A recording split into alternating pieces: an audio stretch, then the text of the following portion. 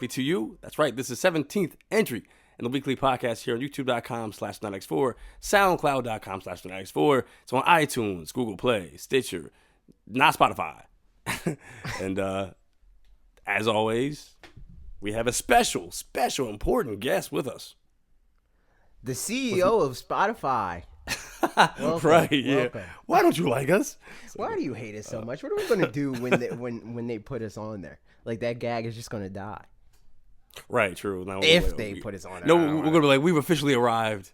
We're like, what? You got a diamond play button? No, Spotify has us on. Yeah, it's like, we officially matter. Oh, what? You got 1 million subscribers? No. We're on Spotify. Exactly.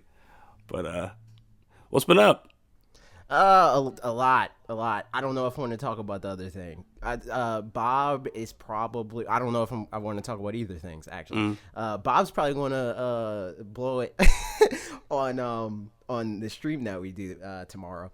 But I don't know. Should we talk about that?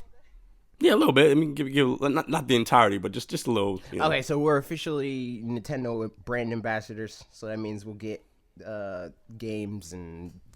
Sometimes we've officially arrived. Yeah, now we officially forget arrived. Spotify. Nintendo. I can't say Nintendo doesn't love us anymore. That's a gag that has to die too. Yeah,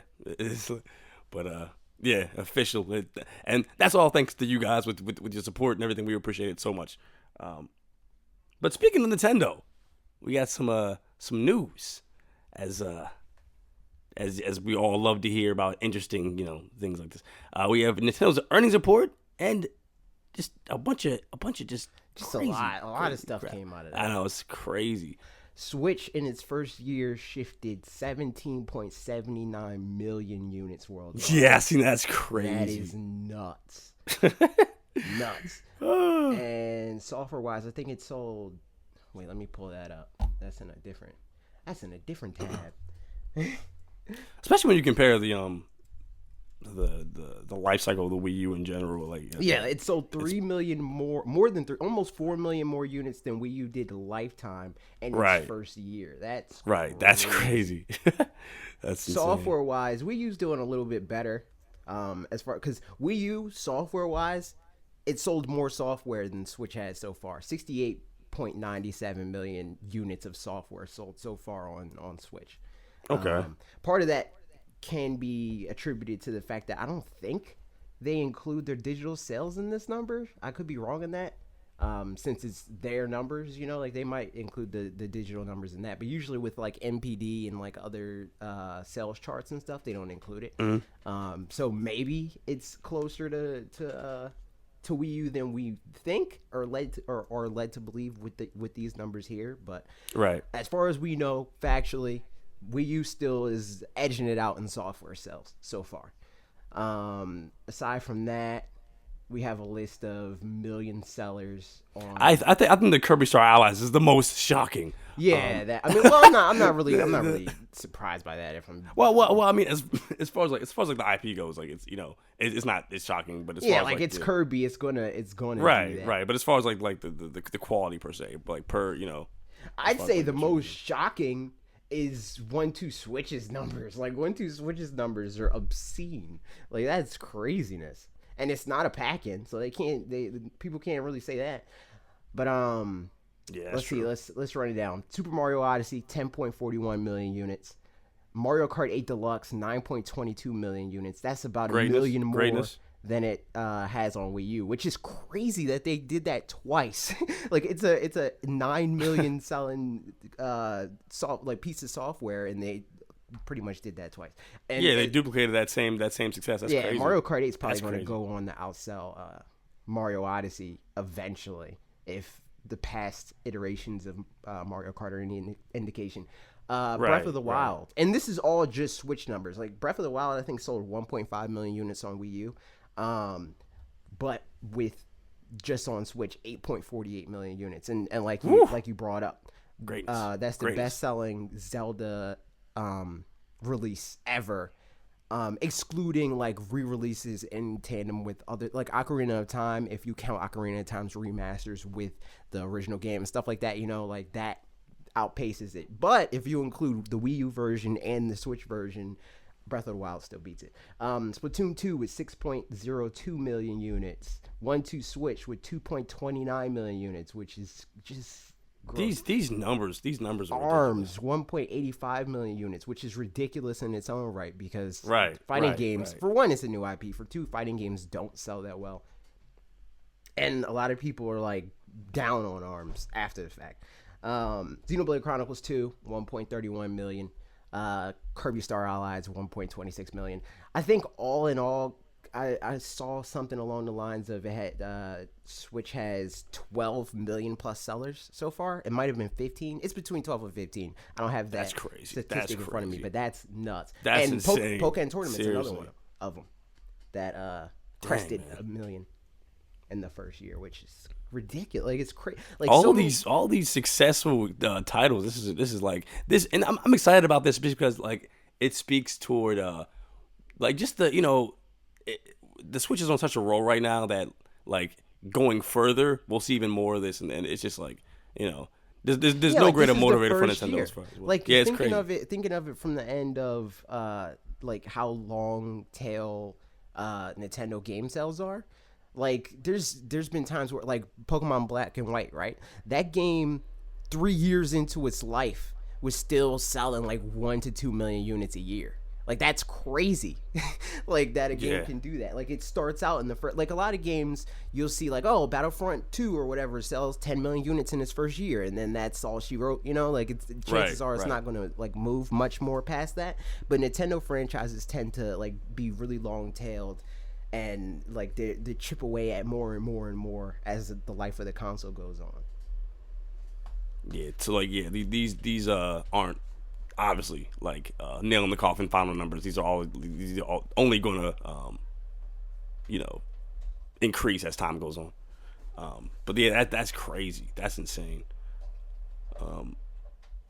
Especially the 1-2 Switch is amazing. Just off the strength of like the reception around that, and just like people's initial reaction to that, like when it first came out. Yeah, like everybody saying like, "Oh, it should have been a pack-in" and stuff like that. They would have missed out on 2.2 million sales if it was a pack-in. That's crazy.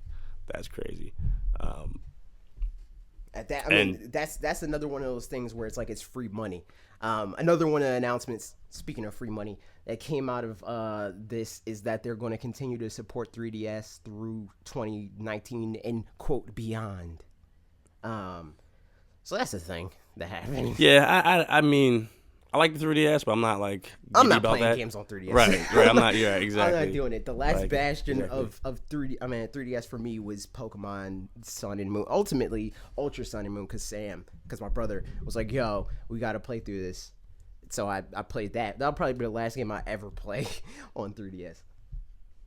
Yeah, I respect, like, at this point, the 3DS already has an amazing history, the amazing library, Right. But and it's just like, it's just that doesn't do anything for me because I played those games. Right. So it's like it's really good for those people that were late on the console and they can't afford another one. It's good that they're doing this drip feed of like, oh, here's our scraps, Right. And that's good for them, I guess. But for the most part, I thought, Izzy, like Mr. 3DS. Right. He is like so on board for 3DS because he didn't experience a lot of those games. Like the fact that he's just now playing through Animal Crossing, that game came out in like 2011 or something like that. Like I can see why he's so pro 3DS because he didn't experience it when we did. Right. So it's like for me, I'm 6 years removed. I'm like, all right, I'm done with this. I played this game. It's done for me.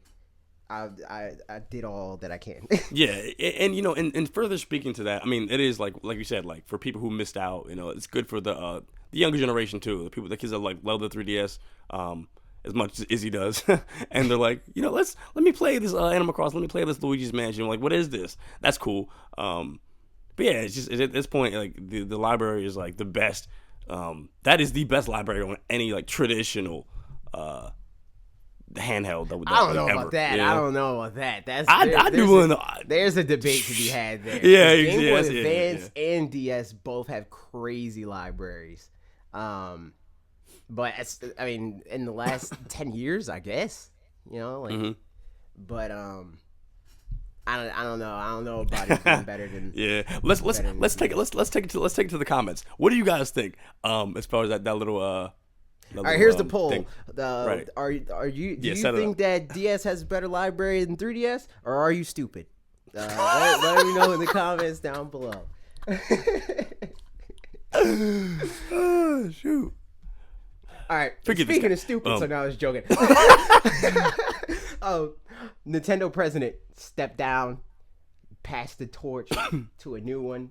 I gotta figure out how to say this at some point, so let's start now. Shintaro Furukawa.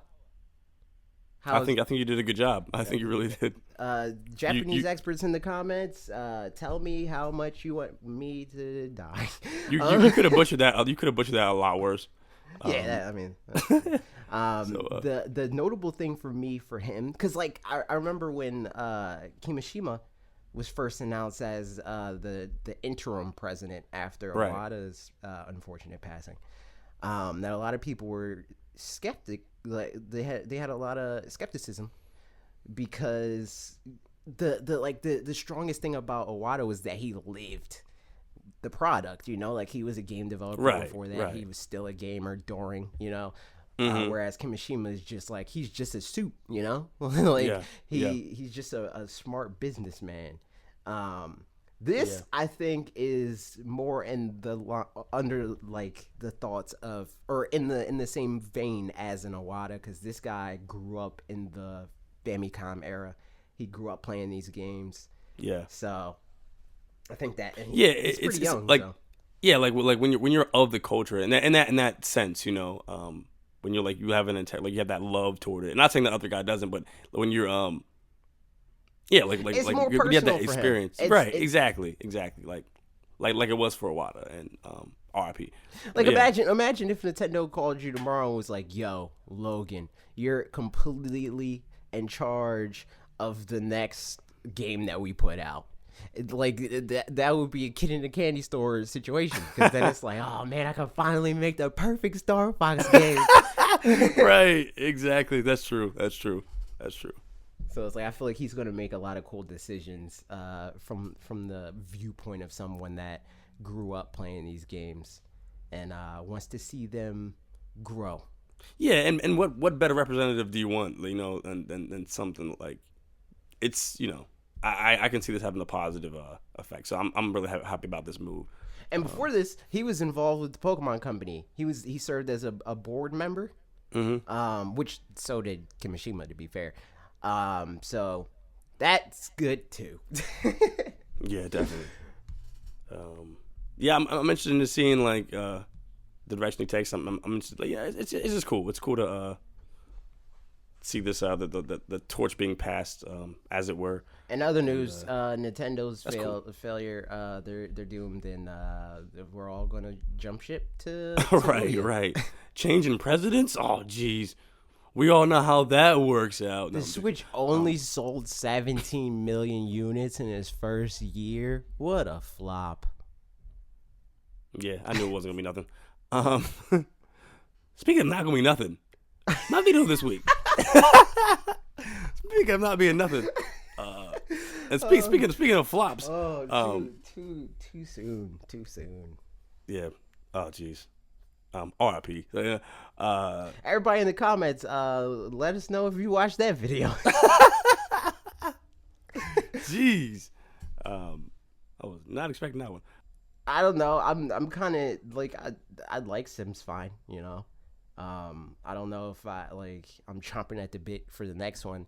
A lot of people in the comments, as we'll get to, they were bringing up, it was funny or strange, that the same day that this video went up, Maxis or EA, I guess, I don't know if Maxis or EA was in control of that announcement, but they announced that they let go like half of that team.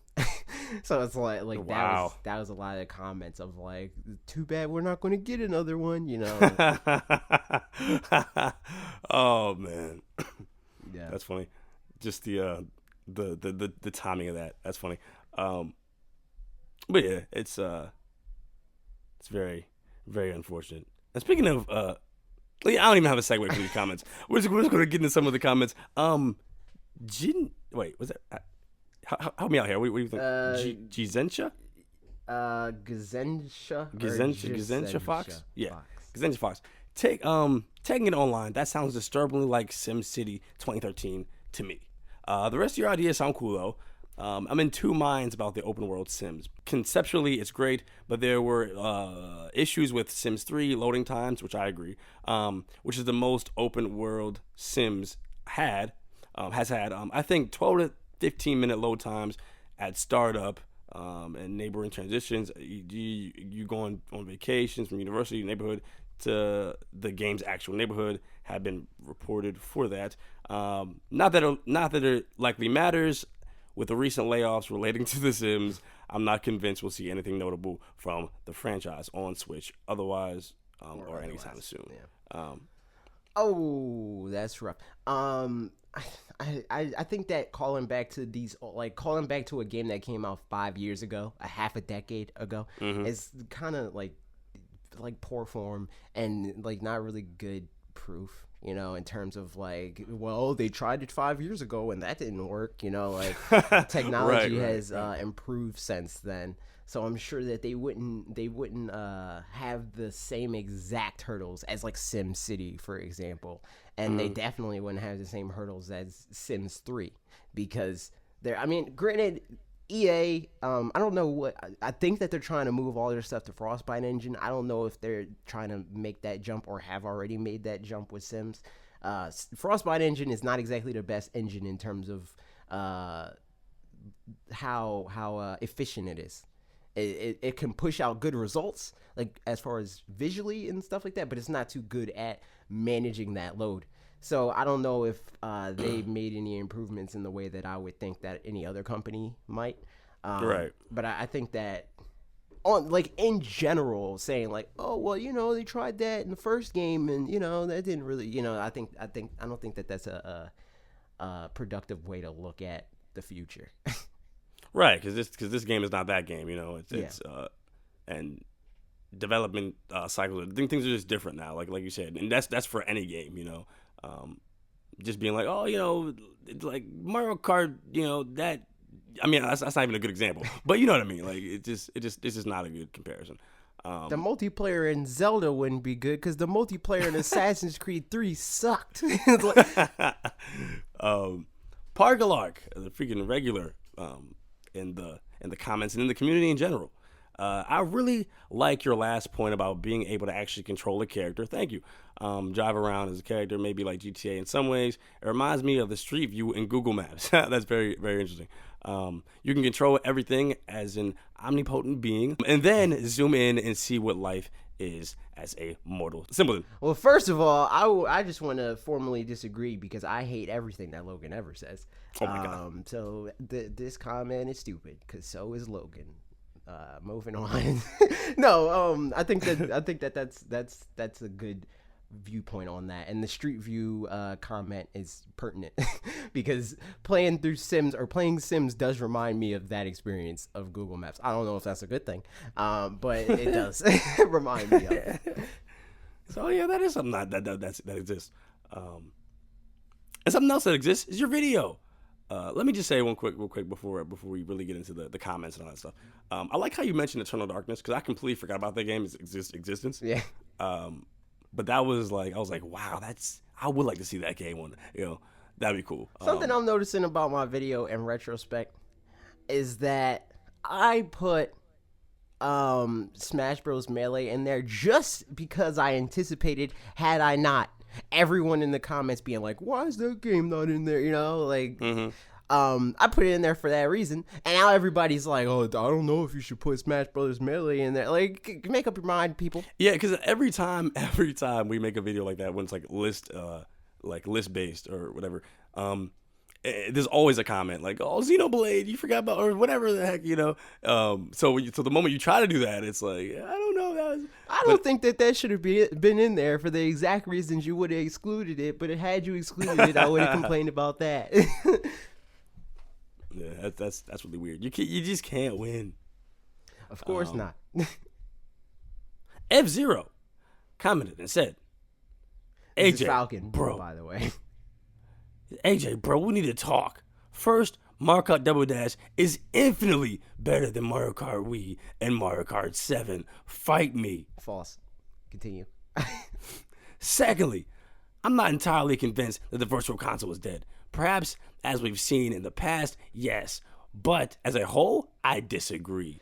Okay, on this point, a lot of people seem to have this misconception where I'm like, Virtual Console is dead, so that means that everything that it is dead, which is not my intent. My intent was to say Virtual Console, exactly what he just said, that Virtual Console as we know it, dead. The whole banner of every game that's classic, like a SNES game, that's $5, and the N64 game, that's $8. Like, they're not going to universally brand it like that. It's going to be a case-by-case basis, because they know that they can charge you $15 to play Super Mario World, whereas you might not pay $15 to play Super Punch-Out, you know? Like, it's going to be a sliding scale in that way if they don't just do this universal banner of these are Virtual Console games. It's just, here's a game, buy it or not, you know? Like, right, yeah, true. It lessens the so value. it's not gonna be all categorized the same, like what you're talking about. It's like not gonna be put on the one umbrella, like space.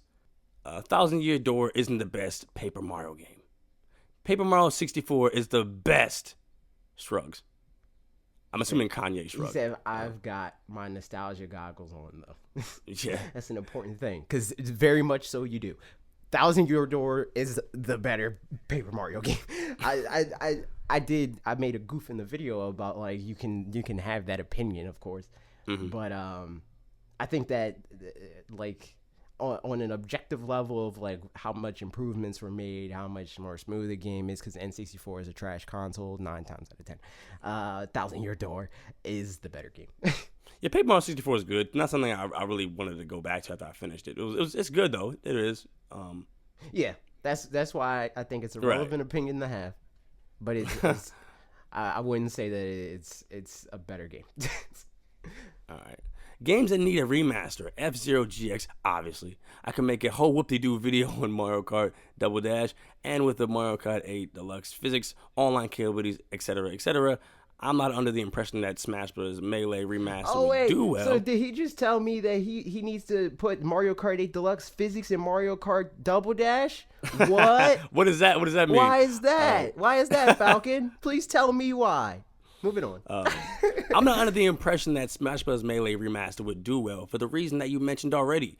Most people who are Smash fans would probably purchase a Smash 5 over a remastered Smash version of Smash. I don't think that's true. I think a lot of people would. I think a lot of people would. I think all melee stands. You know, the people are like, right. They would buy that game. They would gobble this up. Yeah, they would definitely buy it. Would they take that up as their game of choice when going to tournaments? Probably not, but they would still buy it. Definitely. We would buy it. Right. Exactly. Also, like, it's weird because a lot of people in the comments of this video seem to think that if a remaster exists, that again, a point that I brought up in the video, that if a remaster exists, the other game can't exist, or vice versa, where it's like, oh, we're already getting a game, so a remaster doesn't make sense. It's like, what are you talking about? But moving on. Yeah, it's just the same lines of freaking ports and that meaning oh, Mario Kart 9 can exist on Switch. Yeah. But yeah.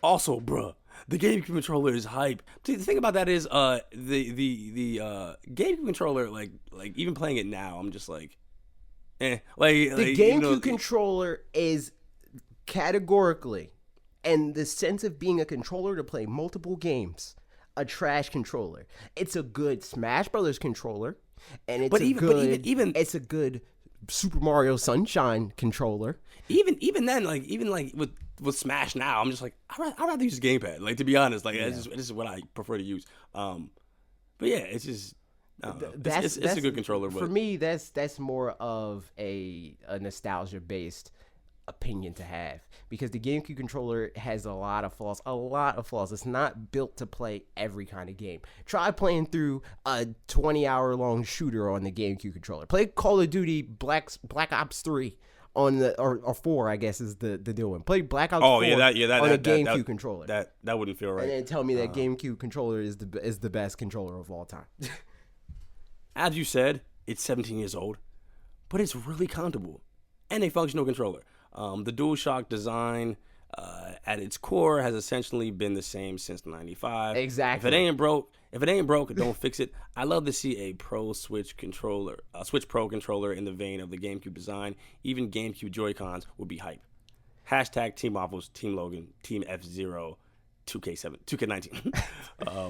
See, I think that he kind of shot himself in the foot there, because that's the same reason why I don't like the DualShock 4.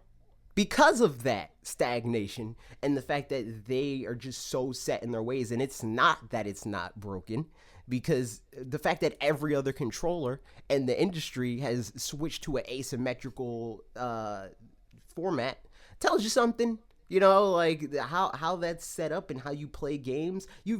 How often do you need to have both fingers on both analog sticks at the same time? Yeah.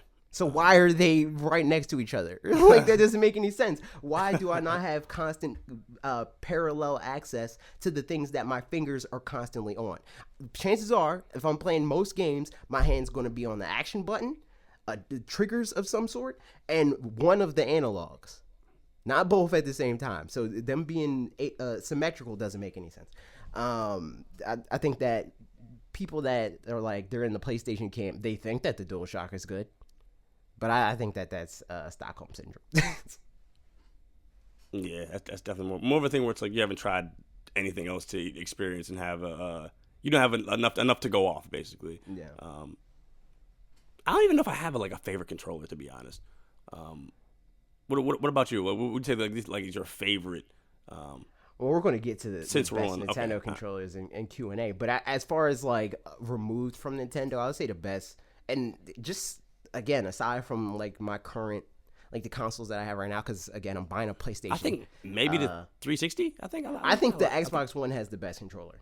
I think that has the it's more refined than the 360. Previously, it was the 360 controller.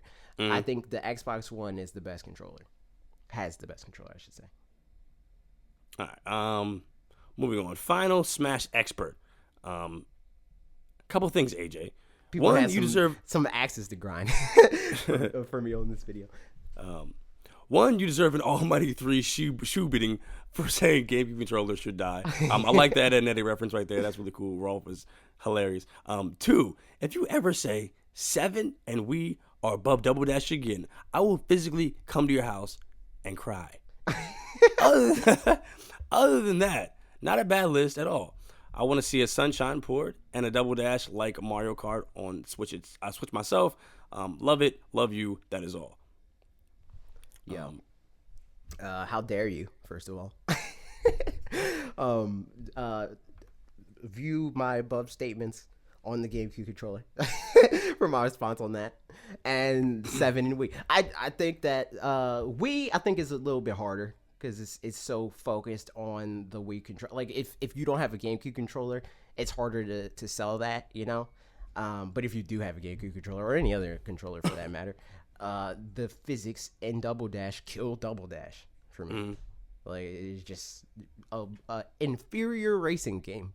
It's fun because of the novelty of the double racing mechanic, but outside of that, there's no real value to that game.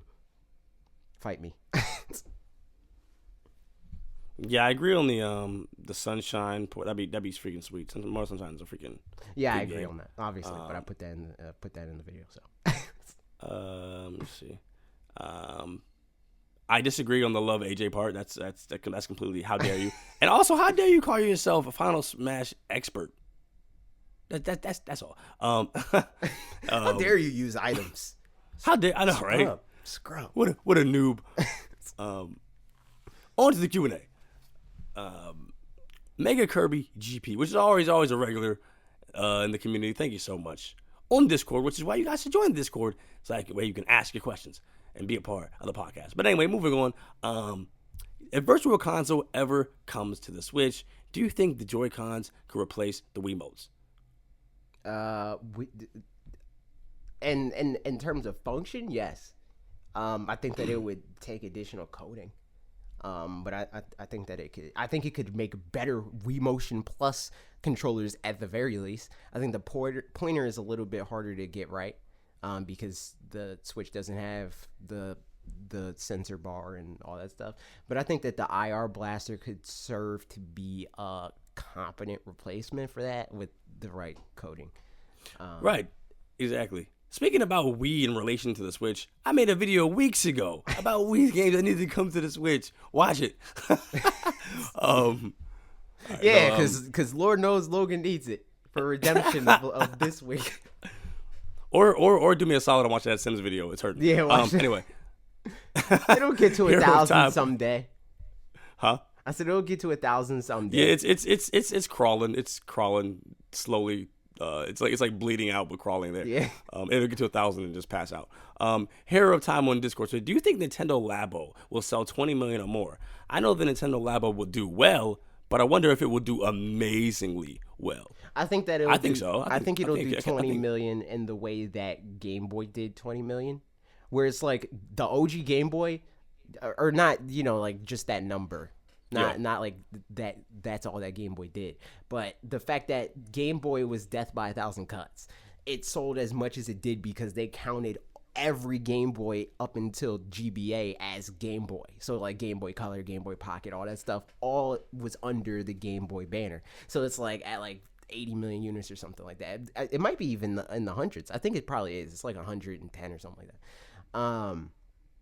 But aside from that, I think because Nintendo said that they intend to keep releasing Labo kits, like more Toy Cons in the future, I think that eventually it will definitely get to the 20 million number. Yeah. I think it'll definitely reach that. First of all, it looks amazing already. Like just out of the box, like what literally out of the box. But what we're getting, it just looks, something that I'd get and try just to see the functionality. It's fascinating, all the things that are, and it opens just a whole bunch of possibilities for the Switch itself. I'd say it's worth it for the. It's worth it for the Toy-Con Garage alone. Like the Toy-Con Garage is dope.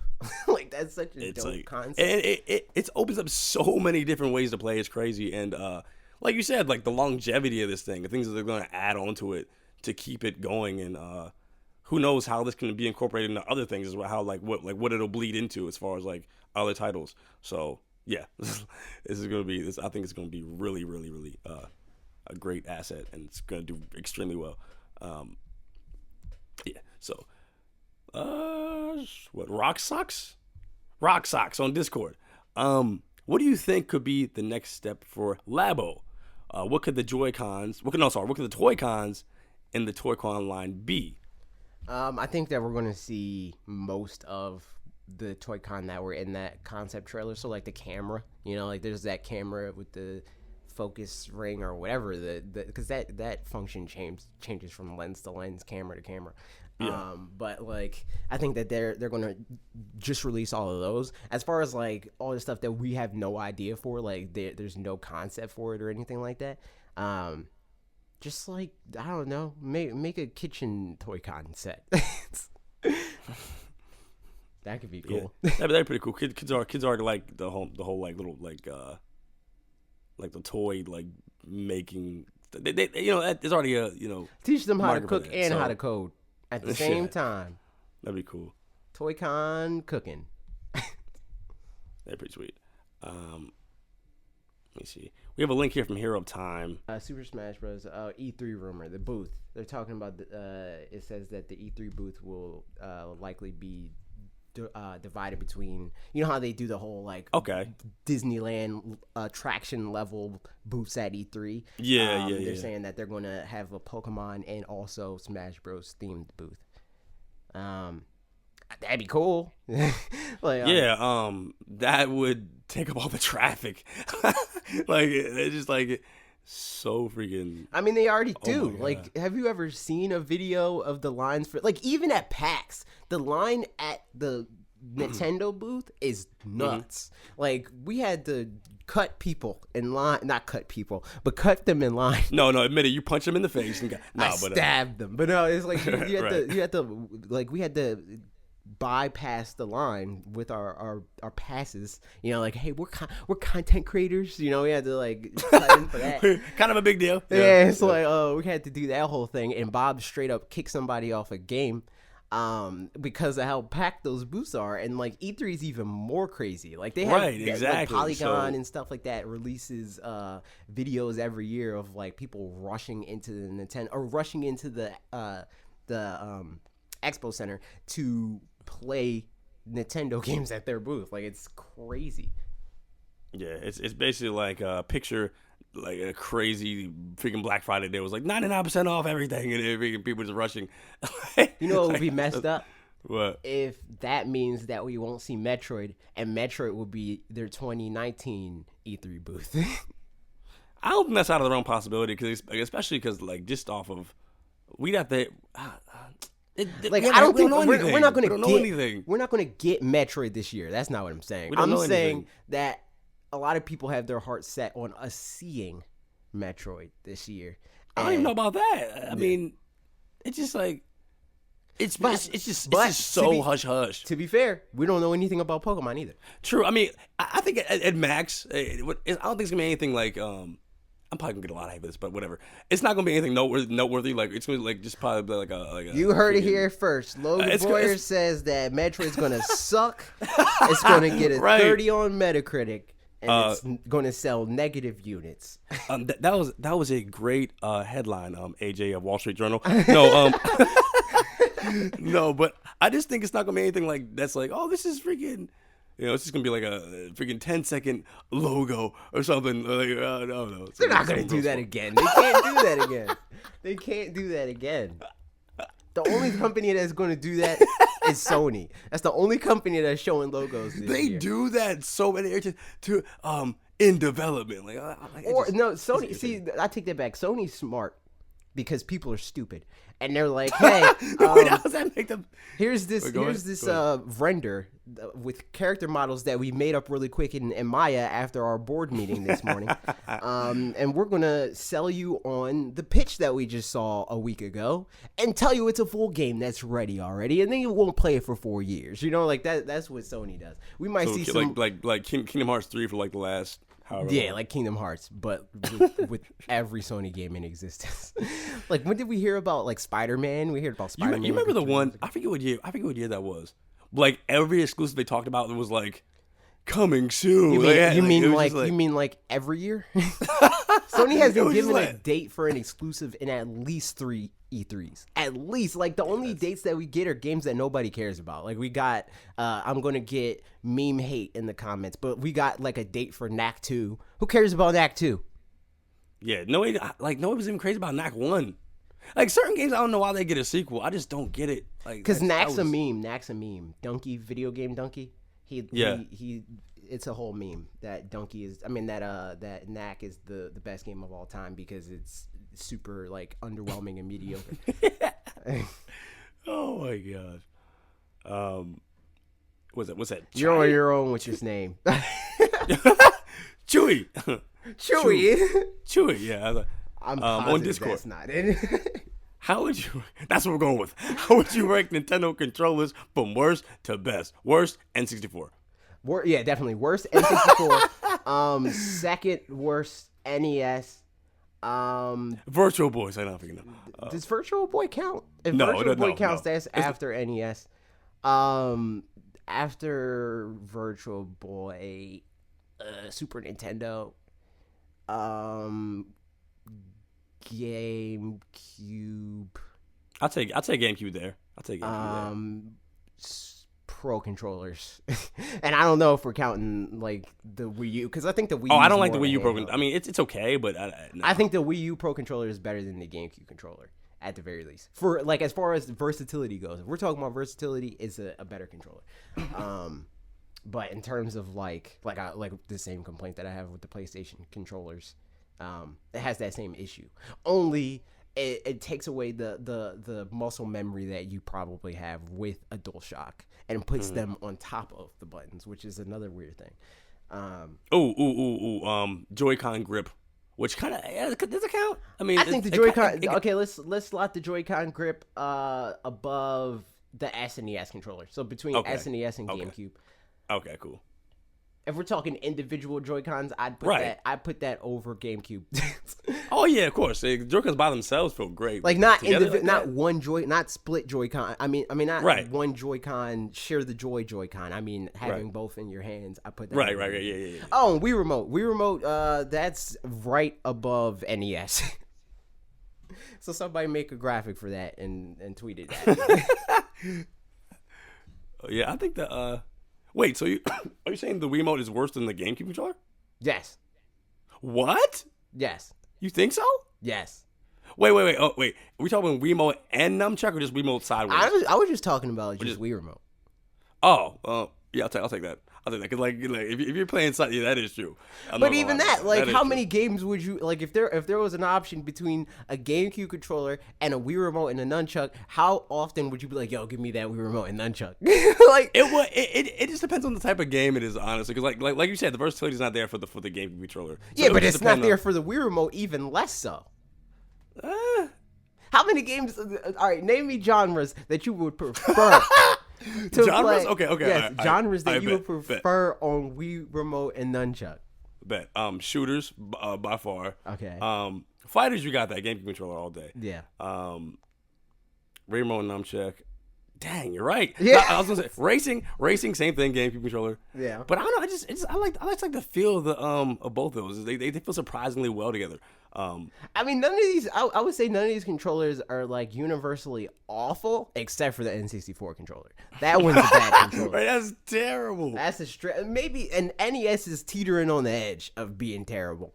Because they're like the N64 controller. We're gonna have Unless two you're ways talking to about hold the it. Dogbone NES controller. The Dogbone NES controller is solid for the games that are available on NES, of course.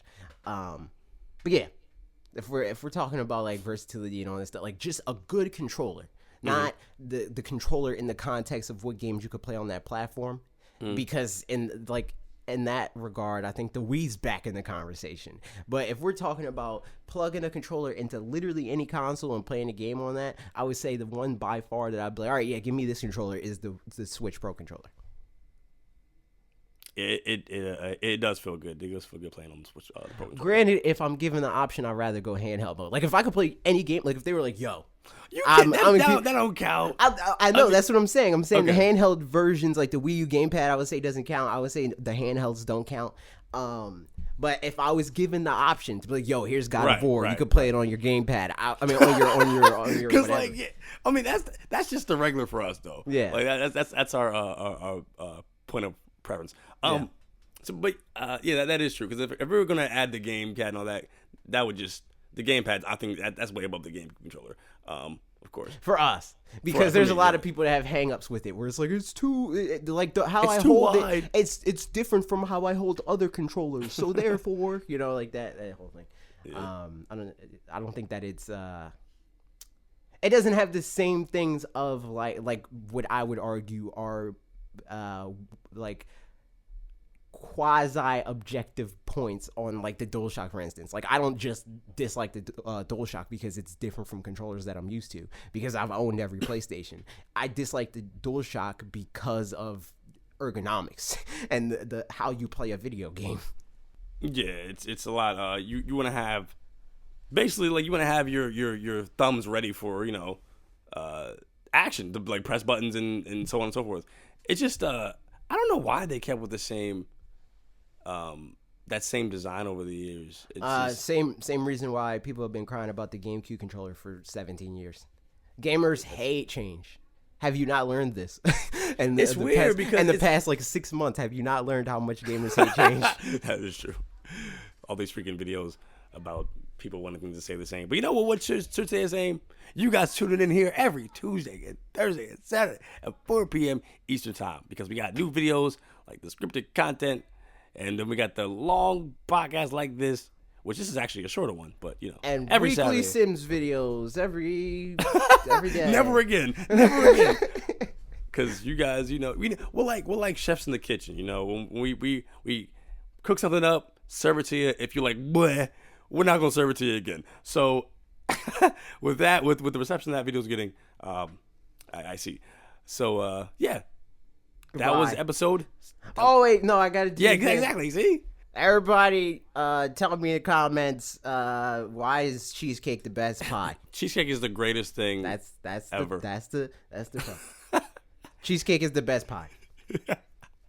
And see, this is incendiary on two levels. You see, like this is scientific, because you're gonna have half of the comments be like, cheesecake is not a pie because it's called cake, and then you have the people that are like they accept the fact, like the unrivaled the fact that cheesecake is pie, and then they disagree. They're like, no, apple pie is the best pie. Long story short, everybody in the comments, you're stupid. You know what? That's the new prompt. Put in the comments. Quick ranking for me though. You're stupid. I go top 5 for me. I go cheesecake, apple pie, cherry pie, freaking lemon meringue pie, and I go pumpkin pie. What are you, a 76-year-old woman? Pumpkin pie is number 5. Lemon meringue pie. I don't like lemon meringue pie is delicious. Anyway, that's my top 5. What are you guys' top 5 pies? Let me know in the comments below. Bye. Okay, goodbye.